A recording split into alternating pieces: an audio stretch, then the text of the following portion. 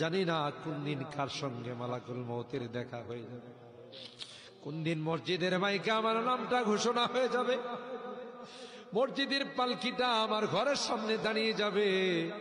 এটা তো এমন পালকি, এটাতে একবার যারা শুয়ে যায় জীবনে আর দ্বিতীয়বার সুযোগ আসে। দুনিয়ার মানুষ নিষ্ঠুরের মতো আমাকে গোসল করাবে, আতর গোলাপ দিয়ে আসা যাবে, খাটিয়াতি করে ও জানা ও চেনা দেশের দিকে নিয়ে রওনা দেবে, আমাকে জঙ্গলের দিকে নিয়ে রওনা দেবে। আমি চলে যাব, আর কোনদিন আসব না। আল্লাহ ওই মুহূর্তটা আসার পূর্বে নেককার বানাই দিও আল্লাহ, পরহেজগার বানাই দিও, কলমাওয়ালা বানায় দুনিয়া থেকে নিও আল্লাহ। আমি যদিও গুনাহগার, মুসাফিরের দোয়া নাকি তোমার কাছে কবুল। সাদা দাড়িওয়ালাদেরকে নিয়ে হাত উঠেছি আল্লাহ, আলেম উলামাদেরকে নিয়ে হাত উঠেছি, পর্দার আড়ালের নেককার দিনদার মা বোনদেরকে নিয়ে হাত আল্লাহ।